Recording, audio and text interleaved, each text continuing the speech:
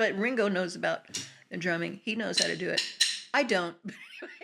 I'm like most Beatles fans, so when I hear about a new Beatles movie coming out, I get just a little bit skeptical. Hi, I'm Jackie, and welcome to my bower. And I'm talking specifically about the four Sam Mendes Beatles biopics that are supposed to be coming out sometime in 2028.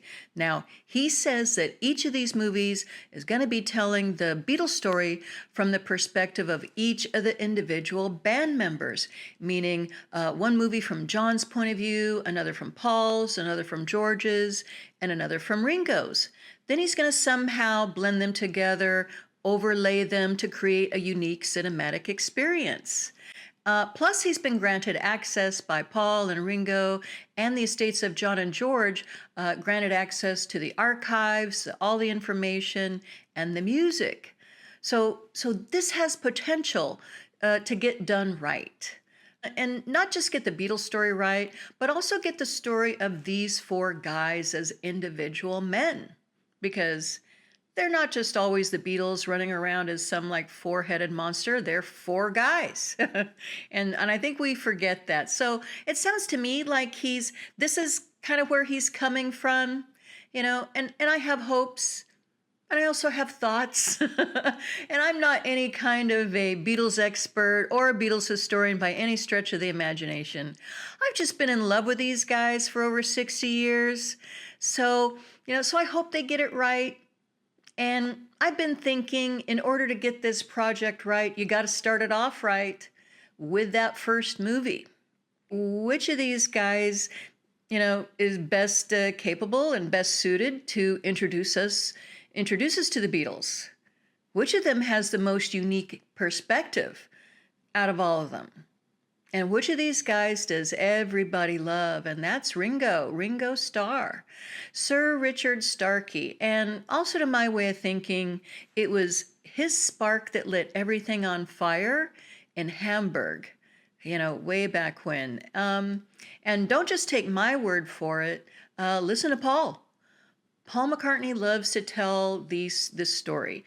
Well, he loves to tell stories. I mean, that's for sure. And sometimes he tells them more than once, because I have heard this story more than once. And he does get emotional when he tells it. It's the story about the first time that Ringo sat in for Pete Best there in Hamburg. And he says that there they are on stage, John, Paul, and George on stage, and Ringo's back there sitting in for Pete. And they're just playing their guitars, they're getting started, and all of a sudden, like he says, that Ringo kicks in and they go, "Whoa, Nelly, what's going on?" And he says they're looking at each other, kind of like surprised about everything and saying, "What is happening? What is this powerhouse back here?" And Paul says that in that moment, that is when the Beatles became the Beatles. That's coming from Paul McCartney. Ringo's story, obviously it's more than him just being a Beatle. His story is about eventually coming out on top, beating the odds by, waiting for your moment, always being ready, showing up, and kicking in. And Ringo does that. He shows up for them. Just like he showed up for John in 1966 when John was making How I Won the War in Spain, got a little bit lonely. Ringo stops by for a few days just to keep him company. And then during the Sgt. Pepper recording sessions, Ringo shows up. Even though he didn't always have something to do, he was always there, learning how to play chess. And then one day they call him and they go, "Hey, Ringo, we're going to go to India. You want to go?" And he goes, "Okay, I'll go." And then they call him again and they say, "Hey, Ringo, we're going to go to Greece. We're going to go buy an island. Come on, let's go." And Ringo goes, "Okay, I'll be there." And then they say, "Okay, Ringo, we're going to have a live concert on the roof. What do you think?" And he goes, "I want to go on the roof." And even in 1971, Ringo shows up for George, a concert for Bangladesh. And then Ringo shows up for Yoko in 1980. Ringo's story is a very interesting one. I mean, he was in the background, but at the same time being front and center. It kind of started out that way in one way. Like he was on that drum riser and everybody went wild for him, including me. When I saw him on the Sullivan Show, I just loved his energy. And I thought he was having so much fun, and he was my guy in the 60s. And but it's about him evolving, about him finding his way, staying true to himself, but adapting when he has to, finding ways around obstacles, never letting his ego trip him up, but allowing himself to be happy and to have fun. Um, Everybody loved that about him. Everybody loves Ringo, like I said, and and he worked that. Ringo worked that. It's just so interesting to me that, yeah, the guy, like I said, he was sort of in the background, but he was also like front and center. Everybody needed him. Everybody kind of looked for him. Everybody, wanted to be around him. They needed him more than they realized. Or one of the times that they probably realized that they needed him was when one day in 1968, during the recording sessions of the White Album, he says, "See ya." Okay. Evidently, he was feeling like, hey, I don't fit in, etc. And he made some kind of a power move and went away for a couple of weeks. They got along. They did their best without him, but it wasn't the same. So, Ringo says that they wrote him a lot of postcards. When he comes back, his drum kit was all decorated with flowers. They loved him and they needed him, and they said, okay, we need you. Every once in a while, you gotta let your friends know how much you love them and appreciate them. You gotta keep Ringo there because those egos need something. They need something to kind of keep them in check. John, Paul, and George, yeah, love them, but they needed Ringo to kind of balance them out. And it was like three against one. That's how heavy Ringo was. Ringo was like that steady guy, that big bounce. He had a job to do, letting them kind of bounce around in the studio, do whatever they did, and kind of come up to him and kind of talk to him one on one. So I'm sure that he had to say, yeah, yeah, okay. And then the other guy would come up to him and talk to him and go, yeah, yeah, yeah. So he'd have all of these stories, like three versions probably of the same story that he had to kind of deal with, and he locked that down inside of him and just kind of kept quiet. I mean, that's actually, that's being indispensable. That's being a brother. That's being a friend. That's not, having an ego. That's saying, hey, I'm just here for you. You want to come and talk to me? I'm here for you. I'm not making any judgments. I'm going to keep it simple here, guys. I'm just going to be your friend. And that's really all that I need. And that's what he did. He kept things simple. For instance, he was not into drum solos. That was not who he was. He even still says that. He's not Mr. Drum Solo. And I don't think that was, I don't think that evolved that way. I think he was always that way.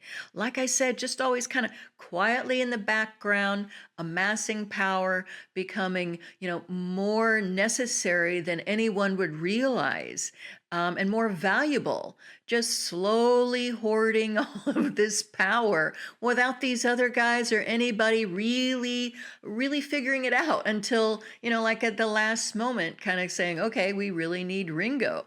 And I crack up just about every time I hear in the Get Back movie, when I hear Paul saying, we're not going anyplace. Ringo put his foot down.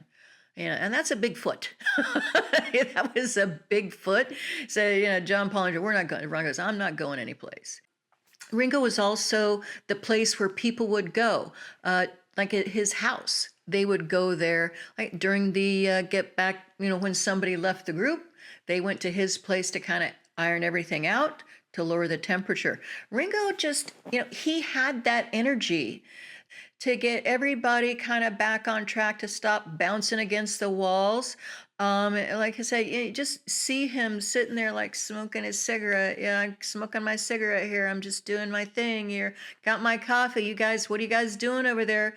You know, you're supposed to be writing, I want to hold your hand. You're supposed to be like rehearsing here, but fine. You want to do that? That's fine. You're supposed to be over here and you're singing, Maggie May about for the 100th time. What are you doing? Okay, can we like get going now?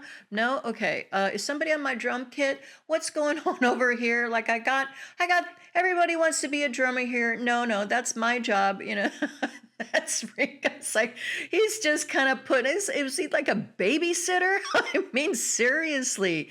I have a feeling, just watching that, it's like he had a heavy job. I mean, he really did some heavy lifting and he and I think that that's how he got everybody to be so loyal to him, almost like without trying. Of course, they were loyal to each other. They were all brothers. Just as an example, they singled Ringo out, after 1970, even to give him special protective treatment. They wanted him to succeed, and they were happy to help. I mean, you see George doing that all the time. Here you go, happy to help. And then Paul, Sergeant Pepper Sessions gave him that song, and I get by with a little help from my friends. And they tell the story about him trying to hit that note. They were all there for Ringo, hitting that note. And and the same thing for the song "Good Night" on the White Album. Some of those are some of my favorite photographs of them. But John. I'm crying. John, sitting there on the other side of the mic, and here's Ringo singing, trying to get it right. The lights are down. They're getting in that mood to sing good night. John says, okay, Ringo, you're my guy. You have that energy to sing this good night song to my son. Oh my God. See, they needed, this was what Ringo brought to the group. He brought the feels. Oh my God, whatever. What is my problem?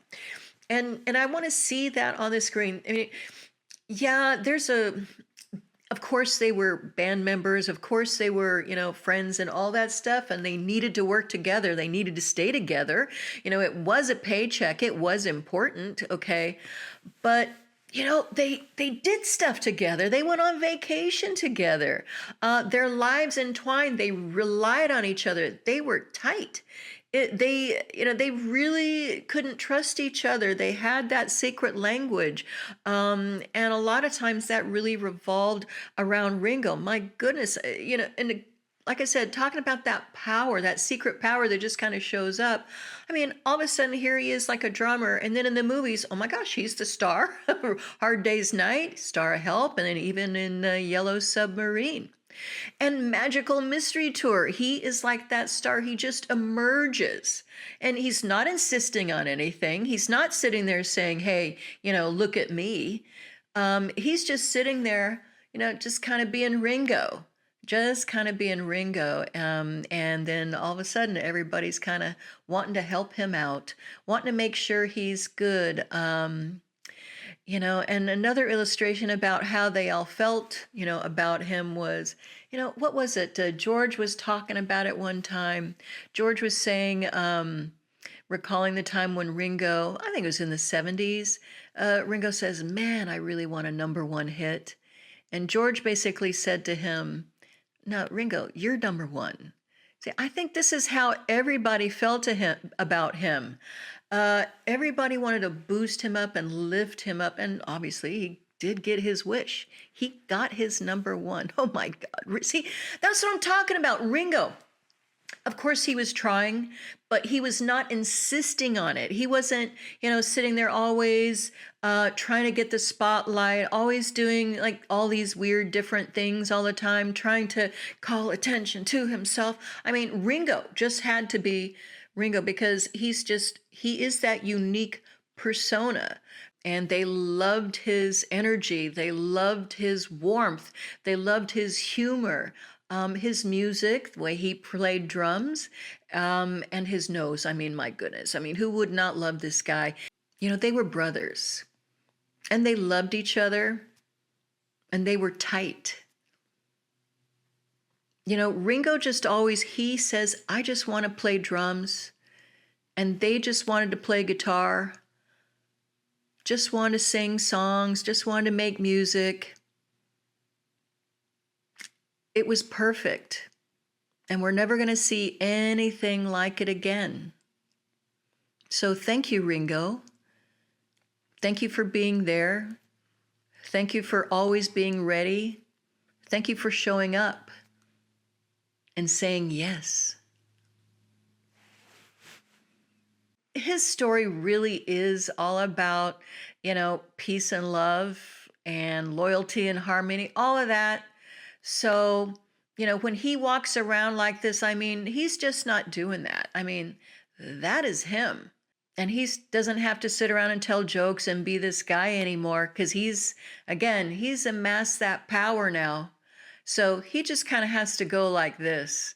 Yeah, that's our Ringo here. Oh my God, I love this man so much. But thank you.